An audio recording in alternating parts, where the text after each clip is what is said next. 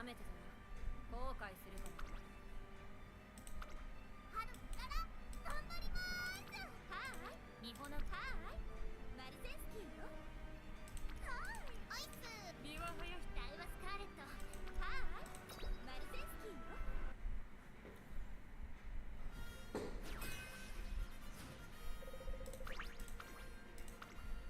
注目の一番人気6番。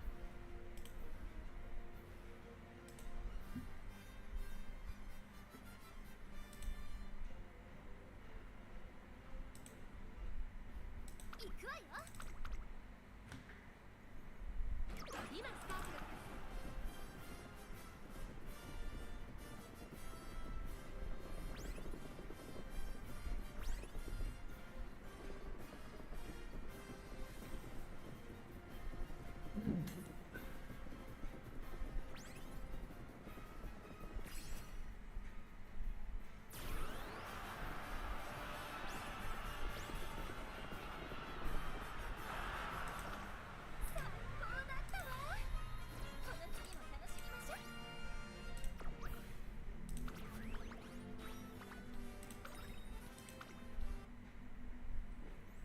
ただいま限定セール中ですよ。お見逃しなく。交換ありがとうございます。さすがトレーナーさん、お目が高いですね。ありがとうございます。大切に使ってくださいね。交換ありがとうございます。さすがトレーナーさん、お目が高いですね。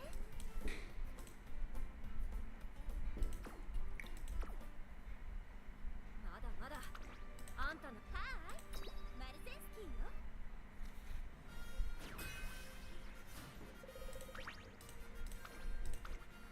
注目の一最高だったわ。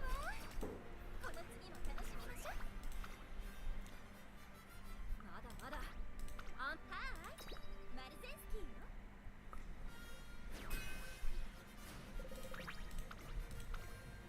ここはま最高だったわ。この次も楽しみましょう。まだまだあんたなんかに負けないし。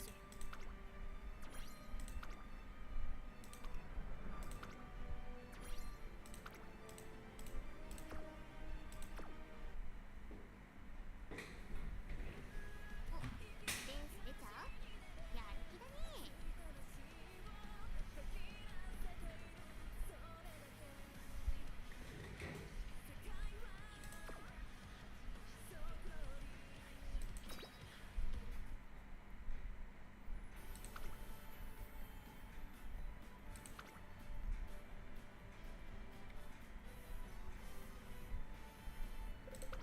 目標設定、勝利開始します。勝ちに行こう。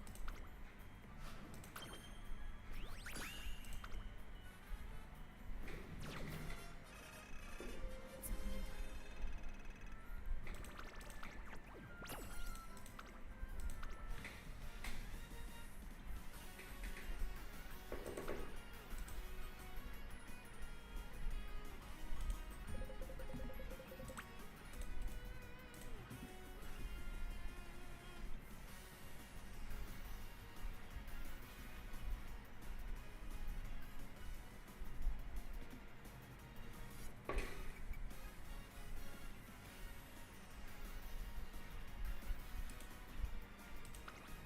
皆さん、レッツエンジョイ。勝ちに行こう。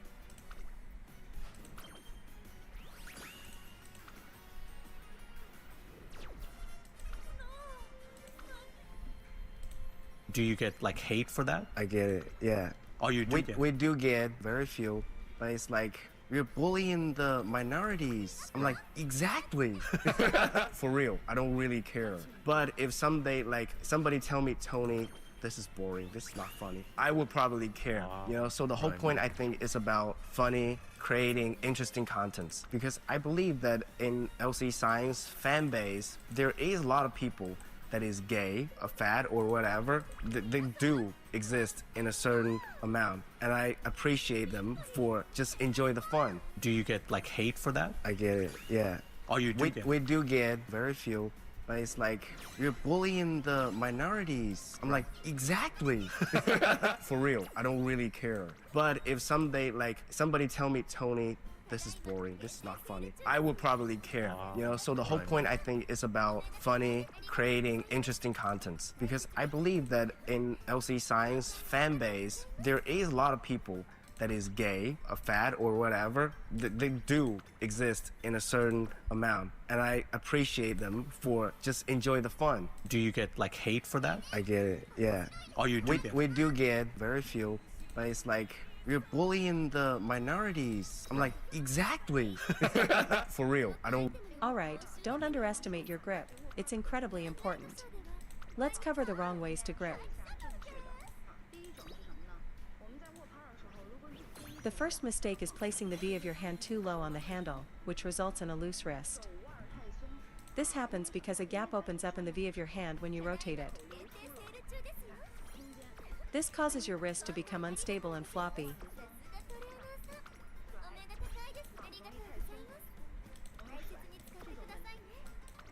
So this first grip with a low V is incorrect. The second mistake is gripping too high and tight, with the V of your hand almost on the blade itself. This is more of a service grip. If you grip above the shoulder of the blade, this part right here,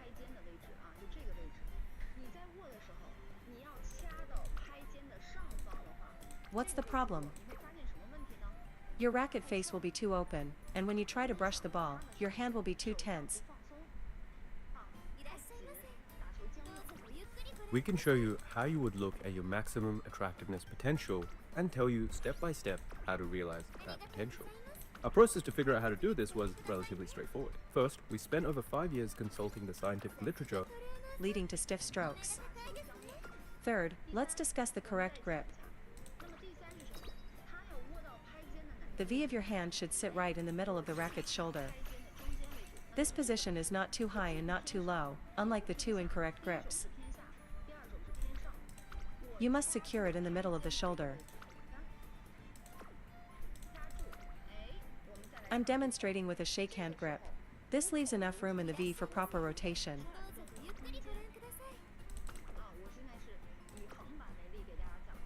This grip allows for free wrist rotation without being too rigid, while also providing the stability and control needed. That's why the grip is so crucial. Remember to place the V in the middle. A common mistake with the thumb is leaving it detached, which prevents you from generating power on the backhand and makes the racket head unstable.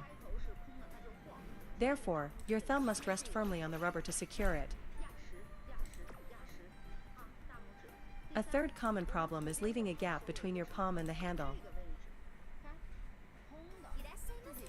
You can check this with your own racket. If there's a gap, you can't use your palm to generate power. All the feel for the ball comes from your hand and fingers, so being unable to engage your palm is a serious issue.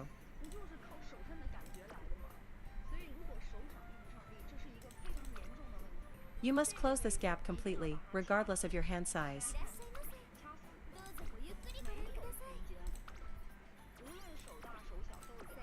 If a gap exists, your transfer of feel will be much worse, which is especially noticeable in finesse shots like short pushes and blocks. Finesse shots require a delicate feel. If your grip isn't solid, that feel won't be transmitted clearly, limiting your potential. You must grip it firmly. Next, let's talk about the back of the racket, specifically the index finger. This is critical. Many players' index fingers point upwards.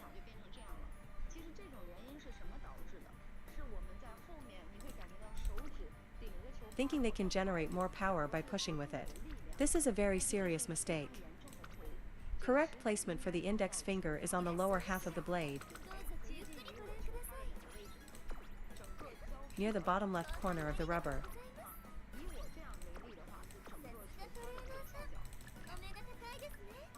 On advanced players' rackets, you'll see this exact spot on the rubber worn down into a fish scale pattern from consistent contact.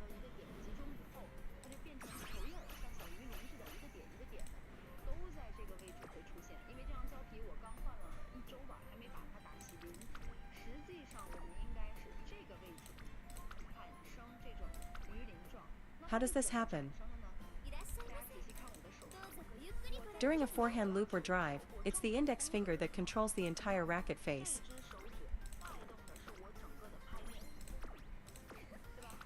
換ありがとうございます。 which is why it's so important. さすがトレーナーさん。お目が高いです。 The index finger on the forehand is as important as the thumb on the backhand. Good players engage their fingers. If you can't feel your fingers working, you're just using your arm. The reason we emphasize fingers is because they are in direct contact with the racket, providing the clearest feel for control and power generation. The quality of a player's feel for the ball is directly related to how well they can control power and speed with their hand. ゆっくりご覧ください。交換ありがとうございます。 This makes the index finger placement on the forehand side extremely important. お目が高いですね。 If your finger is pointing up, your racket face will naturally be too open. So, your index finger should secure the lower part of the blade. Watch how my finger moves when I execute a forehand loop and generate power. いらっしゃいませ。 From relaxed to engaging the racket, 交換ありがとうございます。 you'll see the finger is actively supporting the blade. お目が高いですね。 It's not just resting there loosely, it must be in firm contact.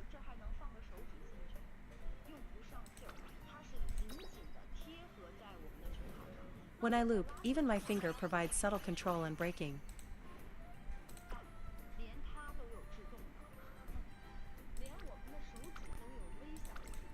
It actively pushes against the blade to generate power. どうぞごゆっくりご覧ください。 If your index finger isn't engaged, your racket will be unstable. ミッションクリア。ご褒美もらいに行こうよ、トレーナー。 เกรบไปแค่หมา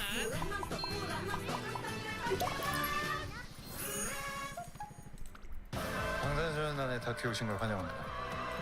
We're trying to find out what makes us BTS. 당연하게 By using your finger to support the blade, you can accelerate through the ball.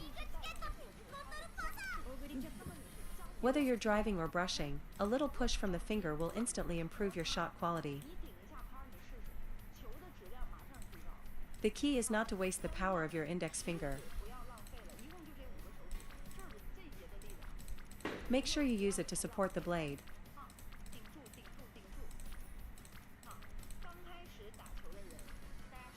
For beginners whose fingers tend to point upwards, you can correct this by slightly hooking your index finger around the edge of the blade to develop the right habit.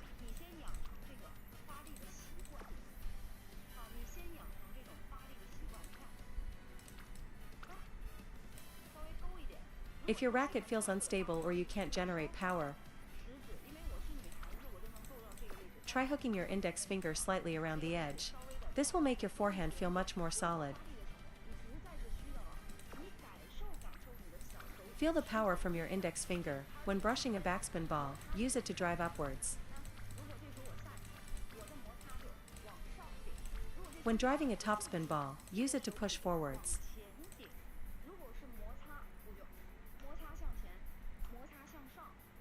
Fully utilize the index finger behind the blade. I can't promise you'll immediately gain points, but you will feel a dramatic improvement in your shot quality. Let's recap the key points. First, the thumb rests on the forehand rubber. Second, the V of your hand sits in the middle of the racket's shoulder, not too low or too high. Your neutral grip should have the V centered, although you can make micro adjustments during play, like for a backhand shot.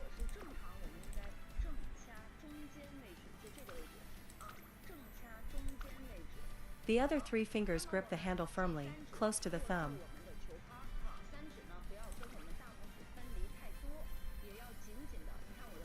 The middle knuckle of your middle finger should be pressed against the handle to eliminate any gaps in your palm.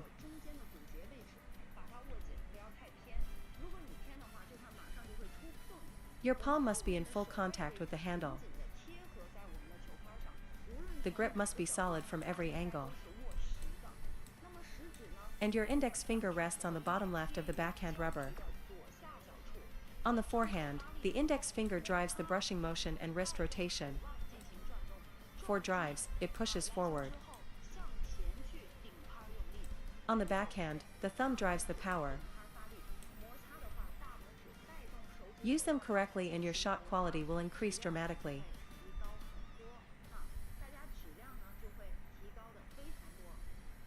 For the shakehand grip, the primary pressure point for power is the middle finger. You must use it to support the blade. Let me share a secret with you.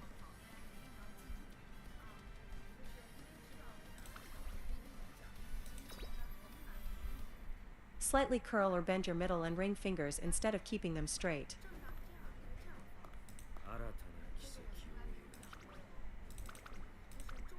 This will make the feeling of power transfer through your fingers exceptionally clear. My grip is slightly curled like this, not straight. This makes the power from my fingers much more distinct.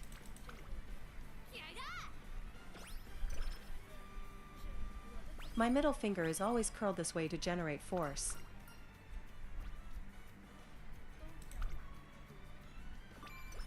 I never keep it straight, because when it's curled, I can feel a much stronger power transfer.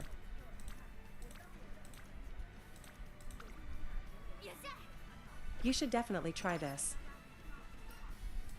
If you try what I've described, you should feel a big improvement in your forehand power.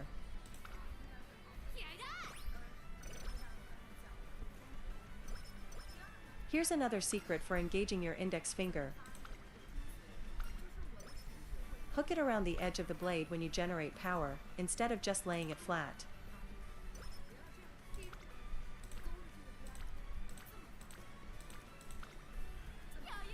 Try it.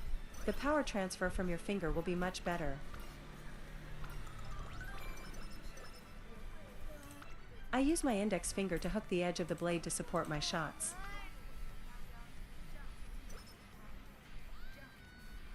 You must give this a try and feel the difference. The feel and power transfer from your fingers will improve a lot. If your fingers are long, don't point them up, just place them more to the side. Lebaran nyaman, aset aman karena BV Finance yang buka jalan.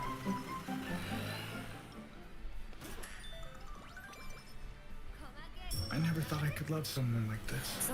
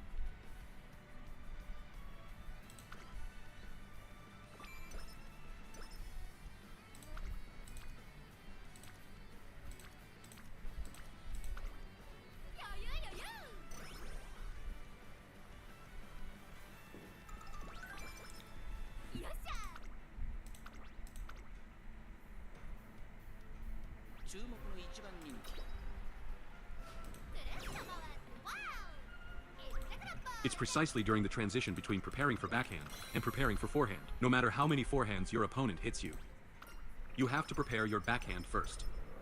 I'll explain why in a moment. So just now, someone asked, Can you backswing in advance? You can't. I just said that after serving, I place my hand here. I'm not doing anything. I'm just tilting the racket angle slightly towards backhand. But I didn't backswing. I'm here, waiting for that moment of confirmation. Waiting for him to contact the ball, for it to fly out. Makes the push motion. The incoming ball has backspin. Once it's pushed out, it's to my backhand. I watch this ball. My wrist and body turn back. Haven't I just finished stored my power? It's just this one move. It's only this amount of time. In that time, you can watch the ball, wait for the ball, and then loop it. The problem you guys have is that after serving, you become this natural, ready-like stance. And you don't prepare for backhand first. Nor do you prepare for forehand first. First look. After looking, it fly to my backhand. Then turn back over. The whole arm is stiff, the wrist is stiff, and moment is gone. Now, I want you to become like this. After I serve, I place my hand right here. As soon as I see the ball, I come back directly. Which is faster? Which is more composed?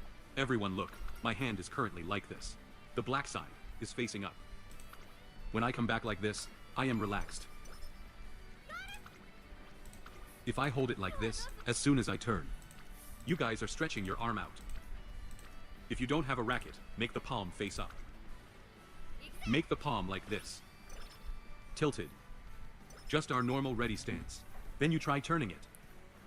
And then bringing it back in. Do you notice that your wrist and forearm feel like they've engaged? It's gotten stiff.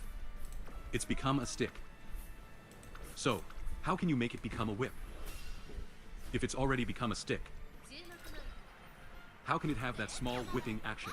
It's the same for pen-hold backhand. It's precisely during the transition between preparing for backhand and preparing for forehand. No matter how many forehands your opponent hits you, you have to prepare your backhand first. I'll explain why in a moment.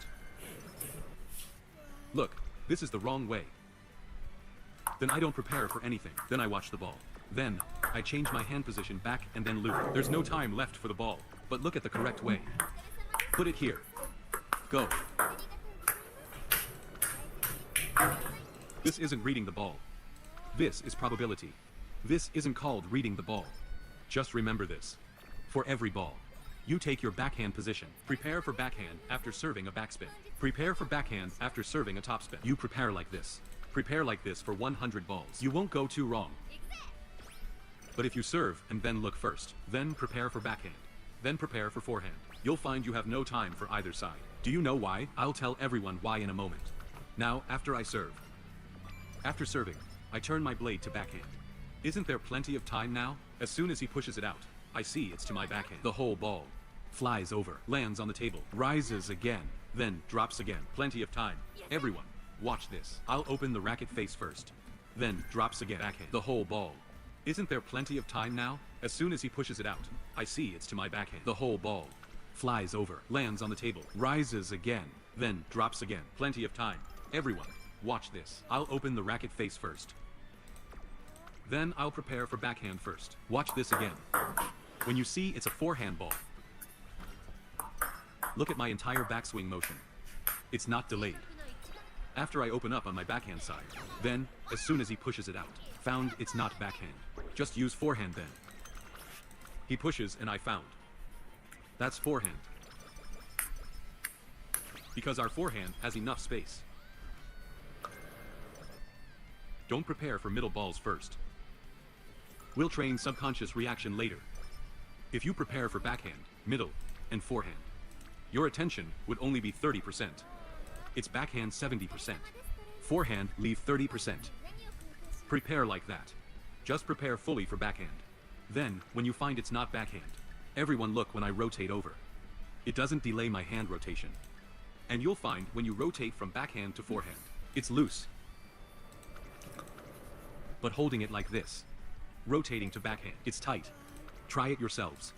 When you rotate from here to here, you'll find the wrist gets locked with power. Arm is tight, but when you rotate from backhand to forehand, it's loose. Some viewers said it directly. And forehand space is large.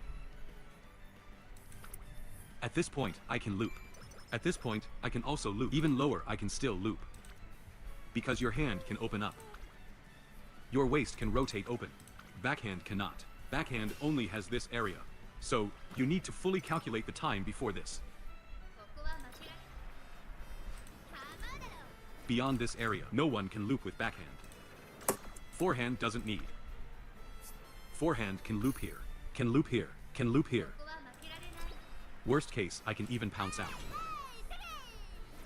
This key feature determines what hairstyles look good on you as a man. It's the main reason why, for example, some men look way.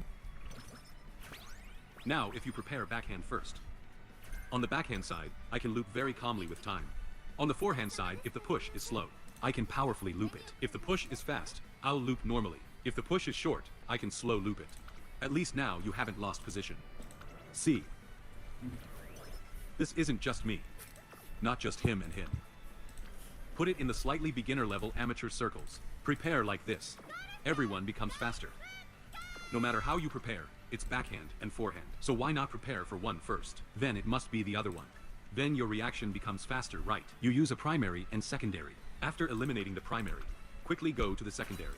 This removes a step in the decision-making process, so the reaction becomes faster. In FPS shooting games, there's a similar technique. When you see a target, don't confirm it, just shoot. It's essentially the same idea. Because everyone doesn't have enough volume of practice. It's not about guessing backhand first. During your match, when the opponent hits to you, and you hit to the opponent, the probability of the backhand appearing must be much higher than the forehand. If you don't believe me, just record a video and check. Unless it's a specific person, someone whose forehand is really bad, and backhand is really good, then you can base it on their playing style. Target his forehand. Even if this person's backhand is slightly better, people will still hit to the backhand, because the backhand is safer. Since everyone knows this spot is safe. So when everyone is nervous and acting instinctively, they will definitely hit to the backhand. Fan Jendon's backhand is better. So why don't those guys just hit directly to his forehand?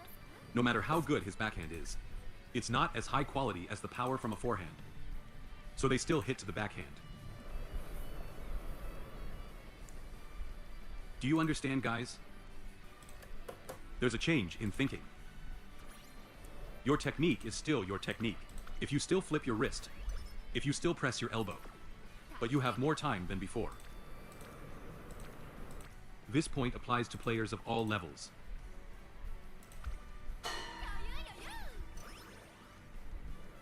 Do you know why now there are many 60-year-old, 70-year-old that you can't beat? You feel they are very fast. You're just running around like crazy. They're there playing with you like teasing a monkey. Because they eliminate so many possibilities in their consciousness.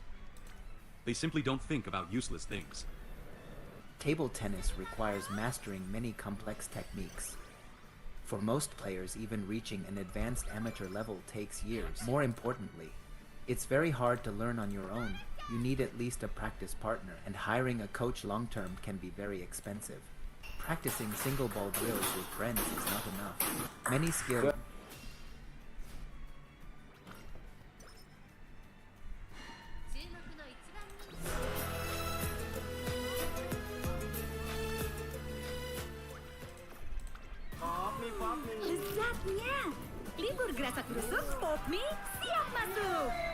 The first store in Seoul back in April 1984. But because you know we do our research, let's rewind even further, and I'll come back to that Burger King story later. The story actually begins all the way back in the 1950s during the Korean War. American soldiers stationed in Korea missed their food from home and began cooking simple American-style hamburgers on US military bases. At the time, South Korea was deeply impoverished, and beef was an incredibly rare and expensive luxury. But beyond just the ingredients, simply watching an American soldier eat a burger was a complete culture shock for many locals. Traditional Korean dining, shaped by centuries of shared dishes and reinforced during the hardships of the colonial and post-war years, was communal and slow, centered around multiple side dishes placed in the middle of the table. The American burger was the exact opposite. It was a single-serve, handheld, highly individualized meal meant to be eaten quickly and on the go. It symbolized a kind of Western modernity that South Korea was desperately trying to emulate as it rebuilt its war-torn economy. Seeing this fascination local Korean street vendors in base towns like Itaewon in Seoul and Songtan in Pyeongtaek saw an opportunity. They watched the burgers the American soldiers were eating and decided to make their own. But there was a problem. They couldn't just go to a local butcher and buy fresh ground beef. Instead, they had to rely on the military black market. Vendors would illegally buy smuggled frozen meat, canned ham like Spam, and leftover rations from Korean workers on the US bases. Because real beef was so scarce, these vendors had to stretch the meat, often mixing pork with flour and onions to create their patties. To the average Korean citizens in the 1960s and 70s, the burger was a rare foreign novelty deeply associated with the American military presence. For decades, this was the Korean burger experience. You didn't go to a franchise. You just went to a street stall right outside the US military base. But as these street vendors continued to experiment and cater to American soldiers' late-night cravings, their makeshift recipes evolved into something truly iconic. By the early 1980s, this gave birth to a legendary Korean-American hybrid known as the Songtan burger, named after the military-based district in Pyeongtaek where it was created. They took this makeshift pork patties, threw them on cheap, sweet Korean bread, and because they couldn't get fresh American lettuce, they piled on massive amounts of shredded cabbage. They drowned it all in ketchup and mayonnaise, topped it with a fried egg, and wrapped the whole fucking thing lightly in aluminum foil. It was designed to be cheap, messy, and filling for hungry soldiers stumbling out of bars late at night. Man, just talking about this makes me hungry. Anyway, if you go to Pyeongtaek today, which houses Camp Humphreys, the largest overseas US military base in the world, you can still visit legendary old school spots like Miss Jin's or Miss Lee's hamburger. They've been serving this exact hybrid recipe right outside the base gate since the early 80s. It wasn't until 1979 that the burger was transformed into a massive corporate business in Korea. A Korean-Japanese billionaire named Shin Gyuk-ho, the founder of the Lotte conglomerate, had watched McDonald's enter the Japanese market in 1971 and explode in popularity. Realizing the fast food model was the future and that he could replicate the success, he created his own version, launching Lotteria in Tokyo in 1972. By 1979, the South Korean economy was booming, and Shin knew that it was time to bring the fast food concept to his home country. He knew that Koreans already liked the taste of hamburgers thanks to the military base influence and the supermarket patties. What Lotteria did was to take the version of the burger that Koreans already knew at the time and paired it with a highly efficient, industrialized American-style delivery system. They introduced brightly lit interiors, stainless steel kitchens, disposable packaging, and standardized menus. But more importantly, Lotteria heavily localized the food. They introduced items tailored specifically to the Korean palate, like the massively popular sweet bulgogi burger, which basically set the standard for what a fast food burger should taste like in Korea. It was a massive success and a defining moment in South Korea's food industry because Lotteria proved that the American fast food model could be incredibly profitable in Korea. And that success immediately caught the attention of other massive Korean conglomerates who realized they didn't need to build a brand from scratch and could just import the real thing. This is exactly what paved the way for the Doosan Group, a massive Korean heavy industry conglomerate, to buy the master franchise rights to Burger King. And in April 1984, Burger King opened that very first official US burger franchise in Seoul. Here's what's interesting. Burger King opened to the Korean public before it was even available to American troops on US military bases. The US military didn't sign its global fast food contract with Burger King until a month later in May 1984, meaning a Korean local could buy a Whopper on the street before an American soldier could get one on base. Anyway, Burger King's opening in 1984 was highly anticipated, mostly among young people who were curious about Western culture, but it was viewed more as a premium dining curiosity rather than a massive pop culture event. A big reason for that was the price tag. In 1984, a Whopper was considered incredibly expensive for the average Korean citizen. Because of the high cost of importing ingredients, Burger King was effectively priced as a luxury meal. On top of that, Remember how I said earlier that Koreans had gotten used to that sweet bulgogi taste thanks to Loteria? Burger King's signature flame grill 100% beef Whopper had a very heavy, salty, and distinctively American flavor that many Koreans actually found a bit jarring at first. So while Burger King was technically the first to arrive in Korea, it took time for the public palate to adjust. A true cultural explosion wouldn't happen until 4 years later in 1988, when McDonald's finally entered the market. And boy, did McDonald's really change the game. McDonald's didn't just open a store, they staged an event. They perfectly timed the grand opening for March 1988, just months before the Seoul Summer Olympics. At the time, the entire country was obsessed with globalization. South Korea was desperate to shed its image as a war-torn developing nation and prove to the world that it was a modern, first world economic powerhouse. And McDonald's knew exactly how to play into that ambition. Instead of opening in the older, historic districts of Seoul, like Burger King, they opened a massive, brightly lit flagship store in Apgujeong. For context, Apgujeong was like the Beverly Hills of South Korea, the absolute epicenter of new wealth, luxury, and trendy youth culture. Because of that strategic timing and premium location, the McDonald's opening was treated like an exclusive luxury drop. Hundreds of young, wealthy customers lined up around the block just to get a Big Mac.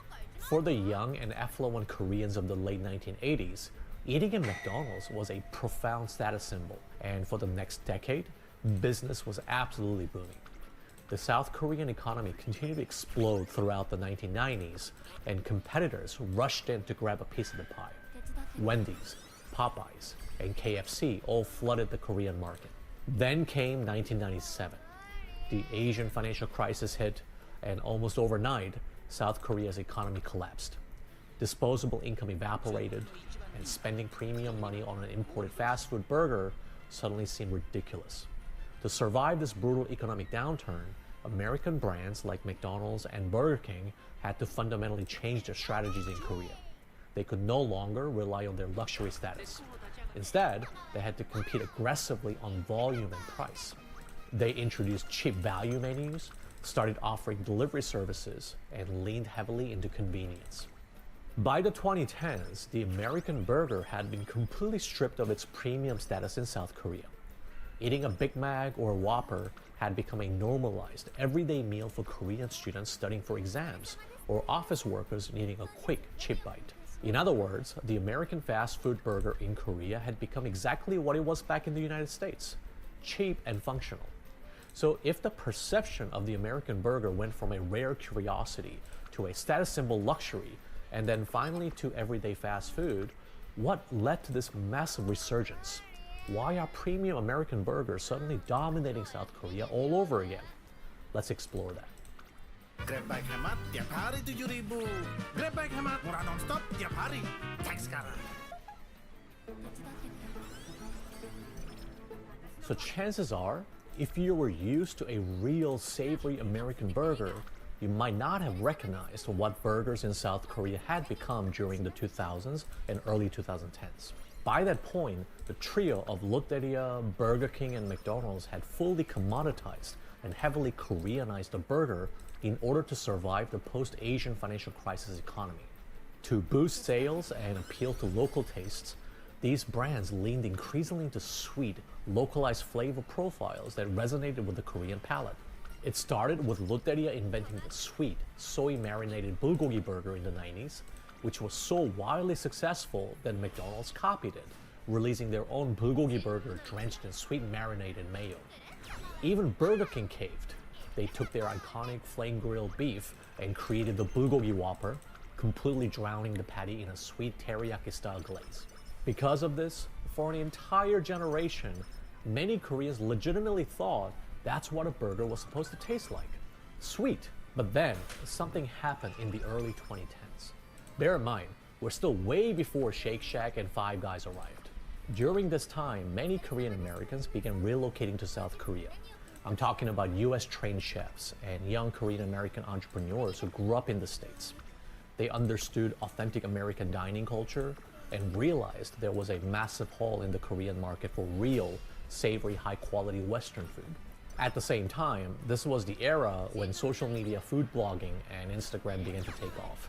Young Korean professionals in their 20s and 30s, many of whom had studied or traveled abroad, were actively seeking out these photogenic American dining experiences. And so began the era of the suje burger, which translates to handcrafted or gourmet burger. Basically, a wave of independent gourmet burger shops started popping up across Seoul. This movement was centered almost entirely in Itaewon, a neighborhood historically tied to the US military base, where many Korean Americans felt right at home. These independent restaurants completely rejected the cheap, localized fast food model. Instead of frozen patties and sweet bulgogi sauce, they brought in high-quality ground beef, thick patties, toasted brioche buns, and open kitchens. Suddenly, paying 12,000 won, or roughly $10 for a burger, made sense again, because it was being treated as a culinary experience rather than cheap junk food. You've got to give credit to the Korean American entrepreneurs because they had successfully proven that the Korean public was willing to pay premium prices for authentic American food experience. And that is exactly when the massive Korean conglomerates started paying attention because there was a multi-million-dollar opportunity just sitting on the table. When you see brands like Shake Shack or Five Guys operating in Seoul today, you probably assume that their US headquarters did some great local market research, swooped in, and successfully marketed their burgers as luxury items. Before we did our research, I thought that too. I was like, man, good for them for nailing the Korean market strategy. Turns out, the US headquarters had almost nothing to do with it. They were strategically imported, carefully repackaged, and engineered by none other than the chaebols, the massive family-owned conglomerates of South Korea. In case you don't know how big and powerful a chaebol is, Hyundai is a chaebol. Samsung is a chaebol. To put that into perspective, the top four chaebols, Samsung, SK, Hyundai, and LG, account for roughly 40% of South Korea's GDP, which is wild. One specific chaebol, the SPC Group, realized that instead of building their own premium burger brand from scratch, they could simply import one of the hottest fast casual names in America, Shake Shack. If you live in South Korea, you interact with SPC Group almost every single day. They are the parent company behind Paris Baguette, Baskin-Robbins Korea, and Dunkin' Donuts Korea. The mission to bring Shake Shack to Korea was spearheaded by the vice president of SPC Group, who happens to be a second son of the chairman. He flew to the United States and reportedly spent years negotiating with Shake Shack's founder to secure the exclusive rights to operate the brand in Korea.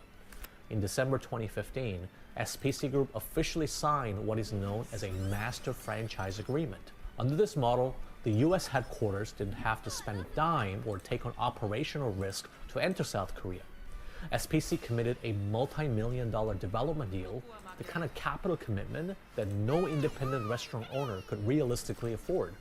They agreed to shoulder 100% of the real estate and operating costs, including some of the most expensive retail rent in Seoul, and pay an ongoing percentage of sale back to New York.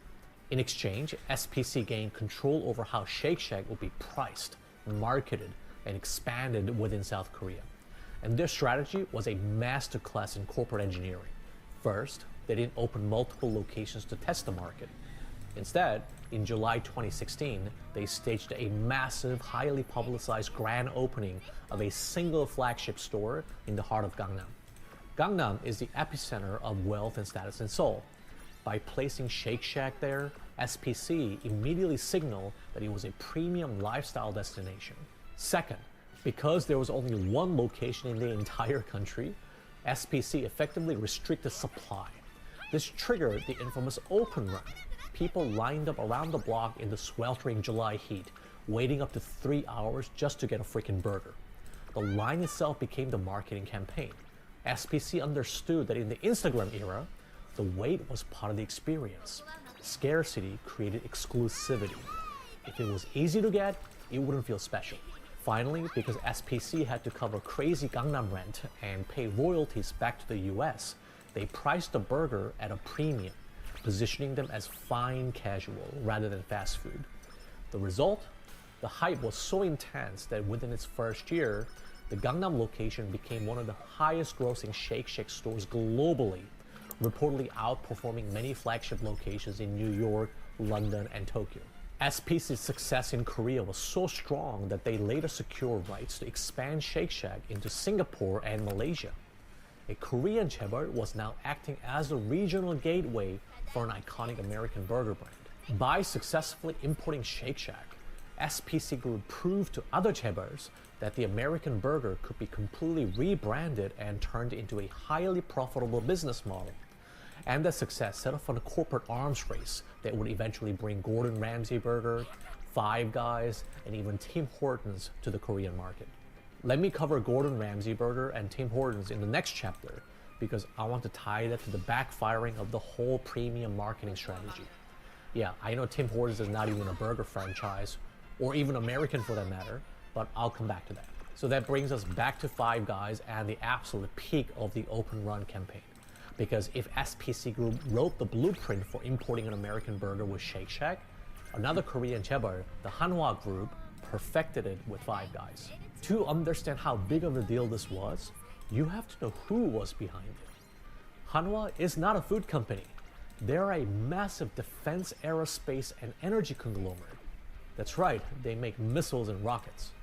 But their retail subsidiary, Hanwha Galleria, wanted a piece of the premium food and beverage market. The project to bring Five Guys to Korea was entirely spearheaded by Kim Dong-sun, the vice president of Hanwha Galleria and the third son of the Hanwha Group chairman. This was a massive, high-profile project to prove himself within the family business. So what did Hanwha do differently from SPC? From a marketing standpoint, absolutely nothing. They copied the Shake Shack playbook almost line for line. In July 2023, they opened a massive 2-story flagship store right in the heart of Gangnam. The exact same ultra-wealthy, high-foot traffic street where Shake Shack launched. They were pretty much right next to each other. And just like Shake Shack, Hanwha deliberately restricted supply by opening only one store for the entire country. The open run crowds were so massive that people literally camped out overnight in the pouring monsoon rain, waiting up to 12 hours just to be the first inside. Even after the initial frenzy, the average wait time was around 3 to 4 hours, forcing Hanwha to use a digital ticketing system just to manage the chaos. Get this, some people were even trying to resell their spot in line online for over $1,500 US. To justify their premium prices, Hanwha leaned heavily into American authenticity. They spent months figuring out how to source specific potatoes in Korea to match the American russet potato. They insisted on using authentic peanut oil for frying, and they even imported the iconic free boxes of peanuts for customers to eat while they waited. They took a casual paper bag American burger and successfully packaged it as an exclusive Gangnam certified luxury event. But while their marketing strategies were identical, their business strategies were completely different from the SPC Group. You see, SPC Group imported Shake Shack to build a long-term empire, holding onto the rights and eventually using Korea as a launch pad to expand the brand into Singapore and Malaysia. Hanwha, on the other hand, treated Five Guys exactly like a tech startup. They didn't want to run a burger empire forever. They wanted to execute a highly profitable exit. When Hanwha launched the brand in 2023, they reportedly invested roughly 20 billion won, which is about 15 million US dollars. Thanks to their massive marketing machine and the viral open run hype, they aggressively scaled the brand to 7 highly profitable locations. By 2024, the Korean Five Guys operations was pulling in 46.5 billion won, or roughly 33 million US dollars in sales and turning a healthy operating profit. And the very second they proved the business model was profitable, Hanwha cashed out. To whom? Enter private equity. Just 2.5 years after the viral grand opening in Gangnam, Hanwha officially sold the Five Guys Korean operations to H&Q Equity Partners, a domestic private equity firm. The final price tag? Roughly 60 to 70 billion won, or about 45 to 50 million US dollars. Tripling your investment in less than 3 years is not bad, right? Now, if you don't know what private equity is, the easiest way to understand it is to think about house flipping, but for corporations. A private equity firm buys a business, completely cuts his expenses to make the cash flow look as profitable as possible, and then sells it a few years later to the next buyer for profit. And this is the ultimate truth of the modern Korean burger market. It's no longer just about food or even social status anymore. These so-called high-end American burger franchises have become financial assets built with hype, scaled with capital, and structure for eventual exit to private equity. But as we're about to see with Gordon Ramsay Burger and Tim Hortons, the strategy of squeezing maximum profit out of the Korean consumer is finally starting to backfire. So if things have gone so well with Shake Shack and Five Guys, and chaebol and private equity players are making serious money, you would think they'll be eager to bring even more Western burger brands into Korea, right? Just inject massive capital, apply the same open run hype strategy, and cash out. Well, in some cases, that's exactly what happened. Gordon Ramsay Burger arrived in Korea about 2 years before Five Guys, and predictably enough, it drew massive attention online. Honestly, at this point, you'd be surprised if a famous foreign food brand launched in Korea and didn't receive nationwide media coverage and crazy social media hype. But the real question is this: how sustainable is that hype? Do any of these brands actually die out? To understand this, we have to look at why industry experts often consider the Korean market to be the ultimate global testbed for launching new products. And I'm not just talking about burgers. This applies to tech apps, cosmetics, and luxury fashion. Why? Because South Korea is a hyper-dense developed country with an internet and mobile penetration rate hovering near 100%.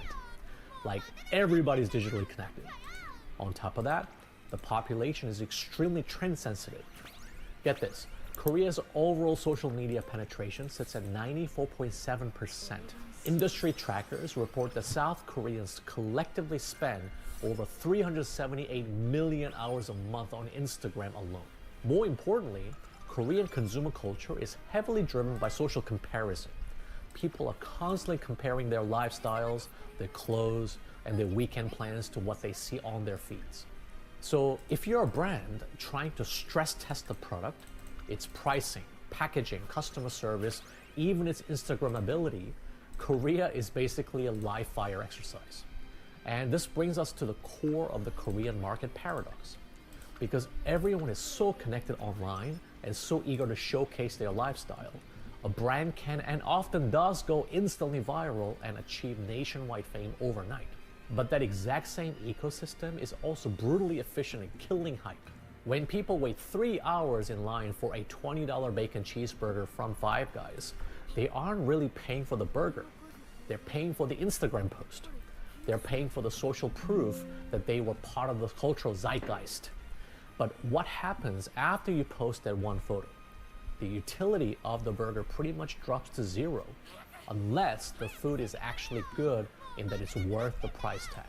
So let's say that the chaebols and private equity firms successfully condition Korean consumers to view a foreign fast food joint as a luxury experience. What is the actual price ceiling for that luxury? In other words, how much are Koreans actually willing to pay for the experience?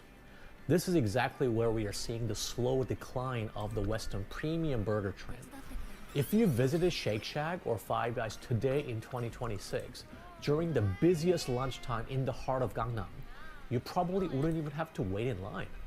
All the hype and magic are gone. Why? Because people eventually did the math. They realized it's simply not worth paying nearly $20 for a burger, fries, and a drink at Five Guys. You could easily get a decent Korean meal for half the price just down the street. But if people aren't willing to pay that kind of money for Five Guys burgers, imagine their reaction to Gordon Ramsay Burger, which took the premium pricing strategy to a level that many felt bordered on insulting. In 2023, Gordon Ramsay Burger launched an exclusive, limited edition menu item in Korea called the 1966 burger. The price? A staggering 140,000 won, around $100 for a single hamburger. Sure, it comes with truffle and high-end steak, but many reviews criticize the price, saying it simply wasn't worth the money and that they wouldn't return for a second visit. Now, to be fair, this aggressive pricing might not be entirely Gordon Ramsay's fault. As I said, it's the Korean chaebols and conglomerates operating these franchises that are setting the ridiculous prices and playing by the same private equity playbook. They saw the hype and the opportunity to make money, and they try to squeeze every single dollar out of the Korean consumers, thinking the luxury narrative would stick and people would keep paying just because a brand was famous. But they went too far. You could even say they completely misread the market. The reality today is that South Korea, much like the rest of the world, is experiencing a severe cost of living squeeze.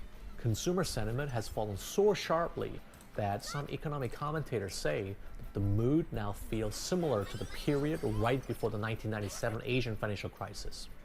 Food prices are insane. The Korean currency, the won, is at its weakest point in years. And a lot of Koreans are straight up refusing to eat out anymore, no matter how much they want to show off their lifestyle on Instagram. So what happened to Gordon Ramsay Burger?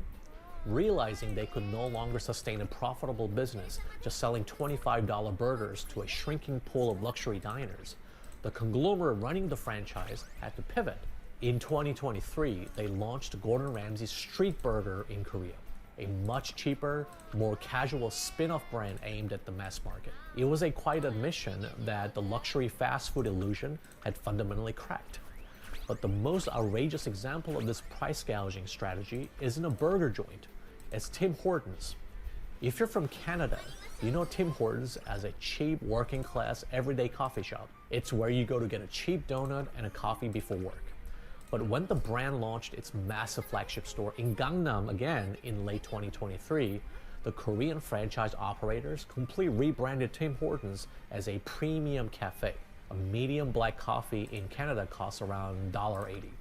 In Seoul, they charge roughly double that. And they expected the exact same open run hype. Menangkan ratusan hadiah senilai miliaran rupiah. Cbank, simpel, untung untuk semua. But Korean consumers saw right through it. They heavily criticized the pricing online, the hype died almost instantly, and today, you can just walk right in without waiting. But here's the $1 million, or I should say $1 billion question. Do the Korean conglomerates actually care? And the truth is, no, they probably don't. Despite the consumer backlash and the economic downturn, these massive corporations will likely keep importing famous Western brands into Korea. Why? Because to them, it's not about building a sustainable 20-year restaurant legacy. Even if it wasn't their original intention, the goal now seems pretty clear. It's a pump and dump. If they can manufacture 6 months of insane hype, open a few decently performing flagship stores, and artificially inflate the brand's valuation, they can flip it to a private equity firm for a massive profit, just like Hanwha did with Five Guys. Once the private equity firm takes over, they will squeeze every last drop of profit out of the deal before flipping it to the next guy, because that's their job and they're very good at it. And who really pays the price for this corporate arms race? I say it's two groups. Number one, it's the independent restaurant owners, including the original Korean American entrepreneurs. 10 years ago, if you wanted an authentic, high-quality American smash burger in Seoul, you went to an independent spot in Itaewon, built by passionate chefs who actually cared about the culture. But today, those independent owners simply cannot compete. They don't have millions of dollars to secure prime real estate in Gangnam. They don't have the massive marketing budgets to manufacture an open-run spectacle. And when the chaebols artificially drive up the cost of commercial real estate by opening these giant vanity flagship stores, the independent owners just get priced out of their own neighborhoods. Number two, caught right in the middle is the Korean consumer. They're finally starting to realize that the dream of having all these famous Western brands in their backyard isn't all it's cracked up to be, especially when they cannot even afford to eat there. Either way, you'll probably see a lot more American brands entering the Korean market in the near future. Just recently, in 2025, In-N-Out Burger held one of its infamous flash pop-ups in Seoul, and people started lining up at 3 a.m. just to get a wristband. And on top of that, SPC Group, the exact same conglomerate that started this whole craze with Shake Shack, just announced they're officially bringing Chipotle to South Korea in 2026. In fact, in preparation for entering the Korean market, Chipotle has already filed a legal dispute against a Korean individual who owns the domain chipotle.co.kr, which includes its brand. So it seems the corporate wheel will keep turning, at least for now.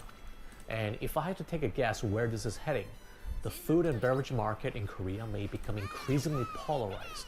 On one end, you have ultra cheap meals from convenience stores, which by the way, are also totally owned by the conglomerates. On the other end, you have overpriced foreign franchise brands positioned as premium dining experiences. Meanwhile, the traditional middle of the market, the casual, reasonably priced mid-tier restaurant, is being squeezed out of major Korean cities. In other words, the middle is disappearing. So the next time you see a massive line outside a brand new American burger or fast food joint in Seoul, now you know exactly how things work. Hopefully you won't be as surprised, and you will also remember that what you're witnessing isn't just a trend, it's a reflection of a much larger economic machine at work.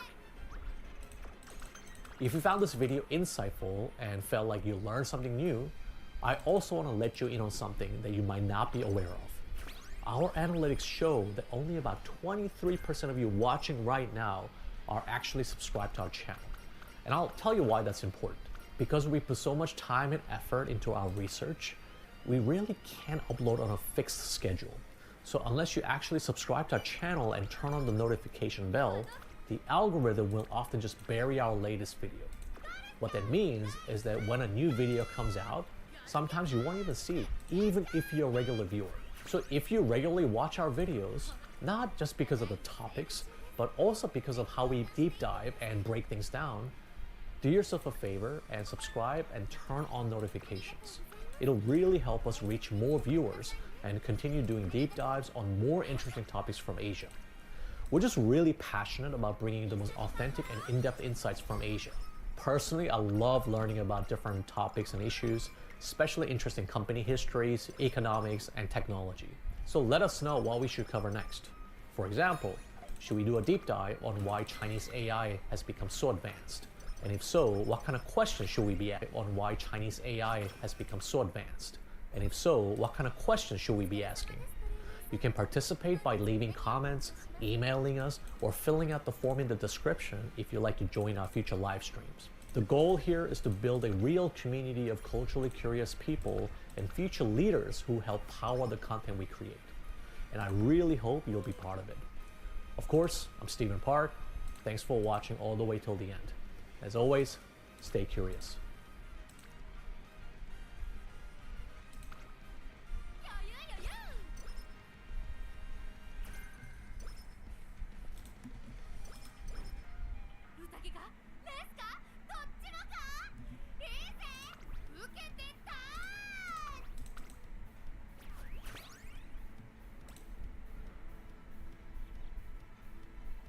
Oh.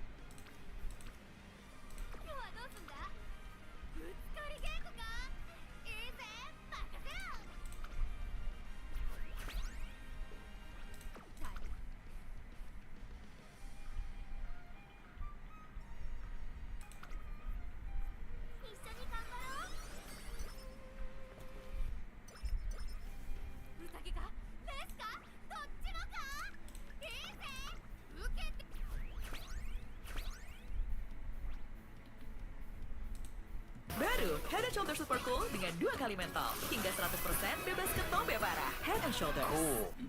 방탄소년단에 다큐 오신 걸 환영합니다. We're trying to find out what makes us BTS. Hey, Happy New Year. It is currently Wednesday on December 31st, the last day of the year, at 4:17 in the afternoon. Although the sun's about setting now here in Toronto, Canada.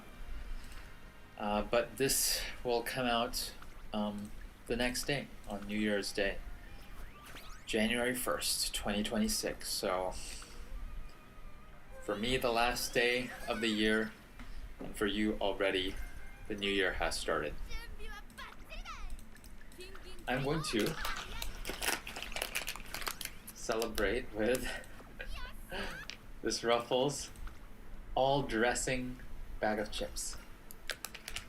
I think this is one of the best North American chips. Better than Doritos, better than normal Lay's potato chips, which is another popular brand. Although it is by the same Frito-Lay company that makes Lay's and Doritos, so they're all made by the same company.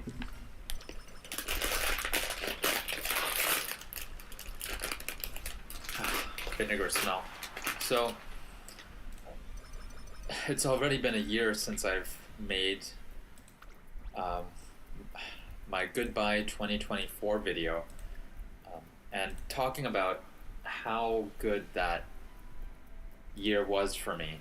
I met up with my German friend Niels. I went to visit him in Germany, and back in 2024 I went to Korea to visit my dad. Back in 2024 I got monetized on my YouTube channel back in 2024. That video was titled "I'm 34 and unemployed but the happiest ever." And it's end of 2025. I am no longer fully unemployed. I'm doing some part-time gigs, like teaching Korean, just had a lesson this morning. Teaching Korean a couple hours a week, and part-time gig making, filming and editing YouTube videos for a chef and her YouTube channel.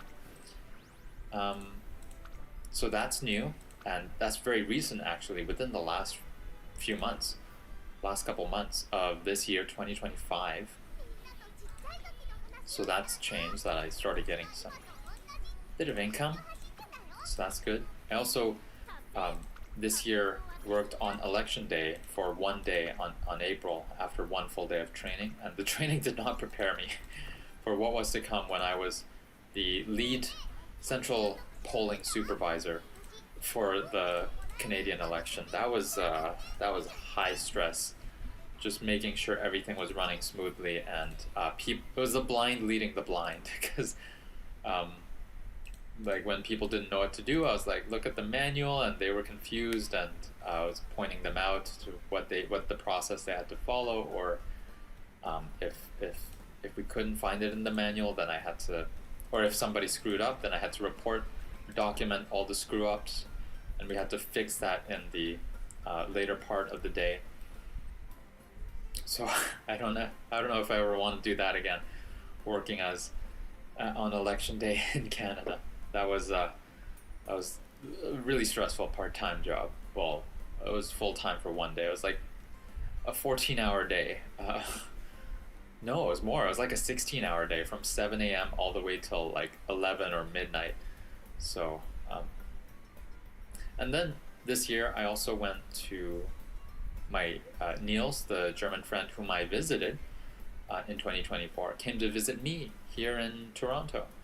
So that was cool. We hung out for a whole month in August, and we also went to Vancouver together to visit my friend Lewis, another YouTuber who is the most successful YouTuber that I personally know. Actually, I think I know a person with, I think the most successful YouTuber in terms of subscriber count, in terms of the number of views he gets on his channel for video essays on various obscure Asian topics. So crashing in we call it the tube, crashing in a tiny little place with Lewis and Niels, sleeping on the floor one night for me. We took turns. We are the tubists living in the tube. This is as big as the tube gets. Yeah, that was fun. Vancouver was fun, seeing Gabby there too, another YouTuber. I'm barely a YouTuber. It was a good time. And then also in May, I went to Las Vegas with my friend. Yeah, that was fun too. I mean, we didn't even do that much. We didn't even gamble, but we watched a magic show with David Copperfield and walked around and ate some food off this, street food or little restaurant food. So yeah, it was so hot there. Oh my gosh, it was like 40 degrees, but it was dry heat, so it's way better than humid heat. So not bad at all, even despite the heat. Yeah, it was good. It was a good year.